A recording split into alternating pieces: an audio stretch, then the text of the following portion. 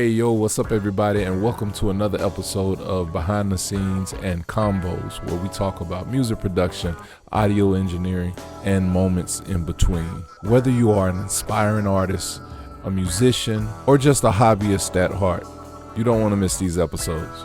In this fourth episode, we have a dynamic drummer, a magnificent multi-instrumentalist, a prolific producer, a good friend of mine, a brother from another mother, my new friend, Wayne Thornton. Let's jump into it. My dog. My brother. You doing all right? Yes, sir. Boy, got the D3 over there. Yeah, man. No, I was just telling Brandon, man. I think I've been getting some work here the past couple of months. And we thank God. You feel me? And forgive me, I literally just got in from the gym. Just trying to get it in, I started earlier, so I'm just still going now. So it ain't no New Year's thing, but No, my body hurt. man. That's a good talking point, honestly, dude. Because about 2 years ago, I kind of went on that just better health journey. Mhm. A lot of people. I mean, we've seen a lot of people just in our community that have passed due to health concerns and things that Yeah, could have been checked, or it could have been a different scenario with for diet and sure. exercise, man. And so I Yeah. don't know what was your motivation. Honestly, I kept seeing the charge come out of my bank account every month. Honestly.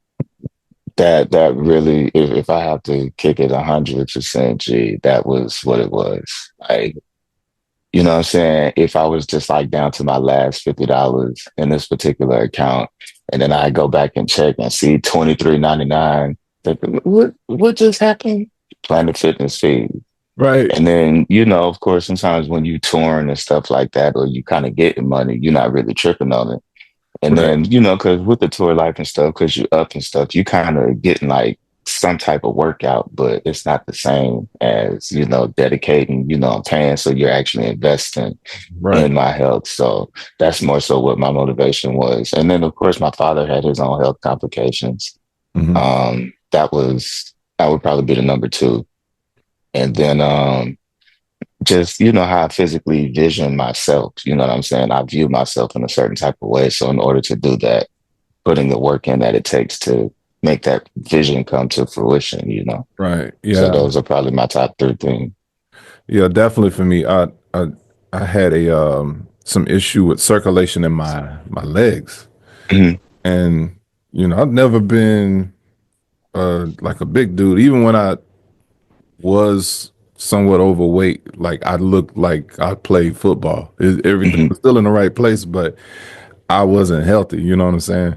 Yeah. And once I had this vein surgery, did that, and I was just like, man, I got to make some changes. So just certain things I don't eat, and I eat to get satisfied, not to get full. That's my main thing, and then just kind of exercise regularly, man. So, but you mentioned that Mhm. the tour life, man. So routinely, because we had these conversations pretty much on a weekly basis In at the sound facts. check. For But like sure. the routine of the tour life, of course, making sure you better have pre-check at least. But no, Yeah. what are your things? If you say five top five things that you need in regards to touring, what would they be? The number one thing would definitely be God and spirituality. Mhm. You would definitely need some type of spiritual anchor or foundation because you're going to see some things Yeah. out here on the road, not just wild and crazy things, but I mean, you have to see what your spiritual eye that something's like demonic or temptation. So being grounded, knowing what to say no to, knowing what to say yes to from environments and all of that stuff. I don't drink with everybody. Low Mhm. key, I've quit drinking. But you know what I'm saying? Even still, I'll still be around it. But you know what I'm saying? Just something like that. So that's the number one. Number two definitely would be pre-check. Yeah. Pre-check for sure. Then number three, like character and personality, which is different from spirituality, even though that it all they're kind of synonymous. But because you figure you're only doing a 60 to 90-minute show and it's 24 hours in a day. So, you know what I'm saying? People still have to, I would say, don't even be like tolerable. Like, just like make people want you to be around. So when you're not around, they miss you. Mhm. You know what I'm saying? Yeah. Um, that's the third. The fourth, um, I would definitely say rest. Mhm. Like, because you're going to be up and down at different times of the day. You know what I'm saying? People think that we get to sleep in all the time, but they don't even know that that could have been our first day off in like 3 months. You Right. know what I'm saying? So, rest. And then lastly, um, I would just always say like your rider, like your personal gear, like the things that you know make you stand out, and you already know that it's a fail safe. You can do what you do with it, and Right. you know what I'm saying. This is like literally why they brought you here. Like this is your thing. Like Yeah, for man. me, mine is my triggers. Like I don't necessarily feel like taking my laptop out and reprogramming a whole bunch of pads all over the place when it's just easier for me to put this in my suitcase and just keep it pushing. You know what I'm Right. saying? Yeah. I So, noticed that. I want to say maybe it was the first Sunday we played together. I noticed you had your snare oh yeah, and the trigger was I already on that. I was like, okay, then this dude either heading to or fresh off off a flight. oh yeah, it's always something in passing, but Yeah. man, that preparation and stuff is just, you know, my parents were in the military, so naturally, I just am taught to be on time. Like you low key late when you're on time, but if you're early, then you're on time. So Man, that kind of stuff. absolutely. So I think when Cornelius mentioned that you were coming to the church, I was like, I haven't heard of him, and which was crazy, right? Because It's everybody, not crazy. it was kind of crazy. I felt bad because everybody I talked to, musician friend wise, it was like, you don't know Wayne? I was Oh like, man. don't know Wayne. And then, man, just kind of over the course of this year, man, it's just the vibe, the gel, and I say in those top five things that you mentioned, that spirituality and that character piece, I get the experience on a weekly basis with you, man, because it's like beyond the just playing, you know what I'm saying? It's like Absolutely. that should come without a doubt. Like we're supposed to know the music. We jail even beyond that, man. And it could be a random conversation to pop off after sound check. For And sure. probably had like 30, 45 minutes before service start. And we're talking about that one thing, and it's always something different, whether it's family, whether it's being on the road, whatever the case may be. I think those type things are important with just building chemistry. I always say if I can have a conversation with you, we could probably play together. Like if we can talk, like, but some of us musicians we can be like hermits or like these just introvert. Yeah. And I never forget one event I was at in Atlanta before I moved here. It's like some well known actors and all of that type stuff, all in the Hmm. Super Bowl party. And somehow all of the musicians ended up gravitating to this one room, Hmm. the phone, and not even like being sociable. And Hmm. my friend was like, "Man, look at y'all being musicians." It was just one of those things where, and not even recognize it.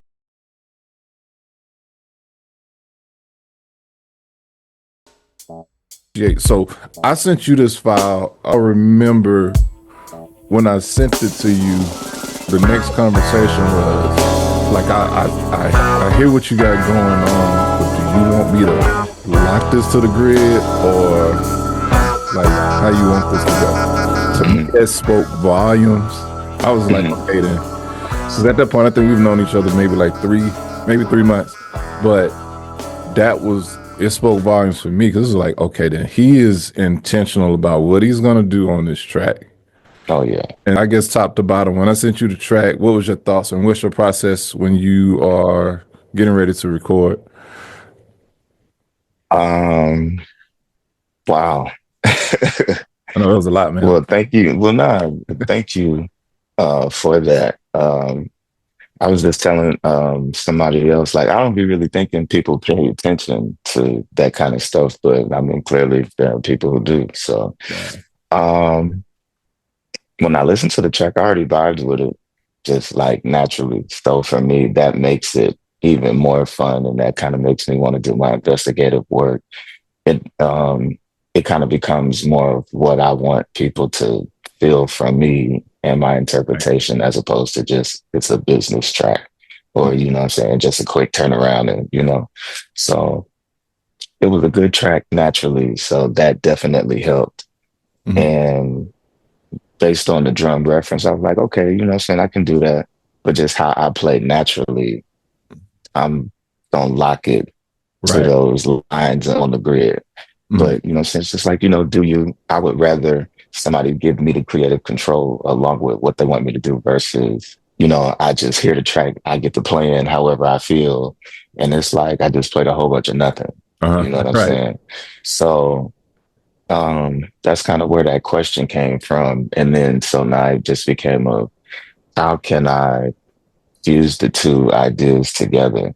Mhm. Um, and that's where we got to, Yeah. you know what I mean? Like drummer influence wise, I kind of like tried to channel like my inner Spank, inner Boots, you know what I'm Yeah. saying? My Philly guys, my Lil Johns. Right. Um, And it's that was more interesting. so like the inspiration, Right. Yeah. you 'Cause know. I didn't know where I was going with the track. Again, for some of the previous interviews I've done with the other musicians, I was telling them this whole project was supposed to have been done with like an acoustic 3-piece trio, whatever, Mm, and with acoustic bass, acoustic drums, upright piano, nice. and but when that didn't work out because we couldn't all meet at the same time, it was just like, okay, remote we go. You know what I mean? You know, But then I had a whole lot of time to just process, oh, I could actually go this route. And that's what it ended up becoming. You know what I mean? and it didn't work out yet.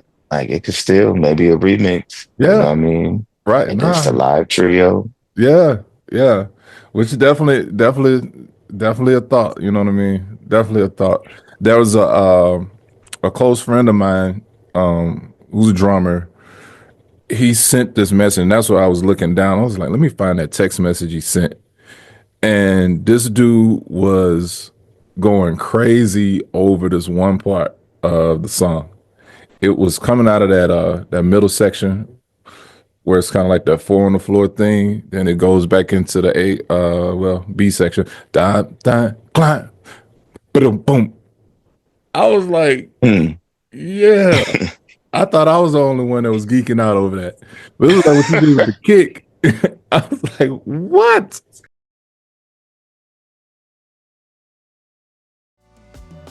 That's crazy. And like the maturity, I guess, to not do certain things, man, was like perfect. But the things that were done were like right. And I don't even call it pocket because it wasn't necessarily. I wouldn't say pocket. It was signature. It was like really signature. Well, see, to Signature. me, that's what pocket is. Okay. Like when we are in that synergy Mhm. and we are locked in, it doesn't mean that I'm necessarily playing something simple or like so complex that it just loses the listener. But it could be minimally complex, Mhm. but consistent enough to where they can pick up to what's happening, you know? Right. Right. Right. Um, that's really what I was thinking about, like the horns, you know what I'm saying? It's so many other elements that's already adding. It's Mhm. like, if I do want to do something complex, if I have to do something complex, I have to find a little space to make it stand out so it'll do what I'm, you know what I'm saying, intended for it to do. So I can't go with the horns, dun dun dun dun dun dun. I Right. just like, okay, this is not even what that is. Like, it's let them have that.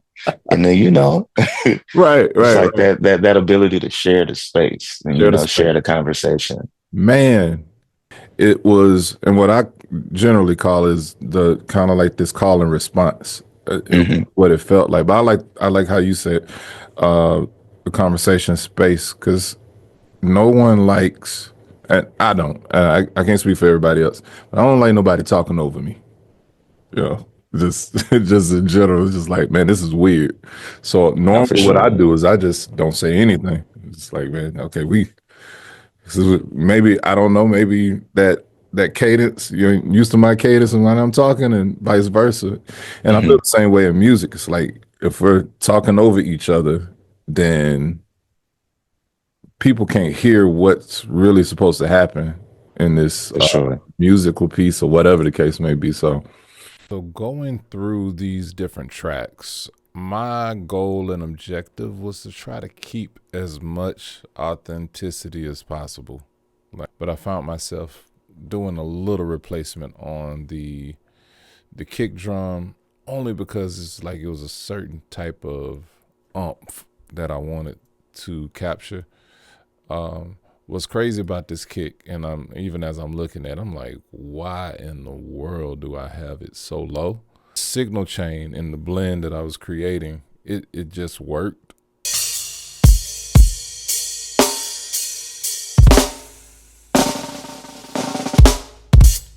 So if you look across the top, all you see is a stream of FabFilter EQs. Basically just doing some corrective EQ or rolling off, cutting certain parameters, but nothing real crazy. Everything was recorded really well. The snare is really a well-oiled machine. It has depth. It cuts through just naturally. But I wanted it to almost sound like a popcorn snare or a piccolo snare, something that's real bright. And so instead of adding frequency here in the high frequency, maybe doing like a high shift, instead of doing that, what I did was I rolled off the low frequency. Sometimes when listening to certain instruments, taking away a certain frequency can also enhance the beauty of that particular signal source.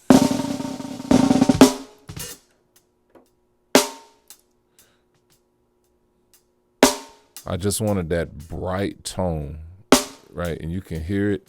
You can also see that fundamental. It was strong, so I tamed it just a little bit. Submix or the subgroup of the drums. And so, of course, I started out with an EQ. There were certain things, again, I wanted to poke out. If we look at this, why would I do this? It's really a dynamic EQ. So I wanted to accentuate what was happening with the kick drum right in this space, but not, I didn't want it to go crazy, but I just wanted to lift it just a little bit in this frequency. So we have that, not a ton of things going on in this EQ. Go to the Studer. What I wanted to get more out of this plugin is just get a little more saturation. So as you can see, I ramped up the input, and then of course I did a makeup by turning down the output, because I'm not going for loudness in this point. I want to get the harmonics to lift up a little more. Here I coupled with another tape machine, and this tape machine does something different, but it depends on the signal source, but it adds something. And then using the Studer and the oxide it's hard to say, oxide, using those in tandem really works in most situations. Then next thing I went to was the Fairchild 670, which I really love. It's like soon as you slap this bad boy on, you're going to hear a distinct difference in your signal source. I did some mid-side elements as well because I wanted to lift and bring some spread with the high frequency, which are your cymbals, your hi-hats, separation, and of course did a little bump here in the mid for low frequency. Yep, I used a stock plug-in.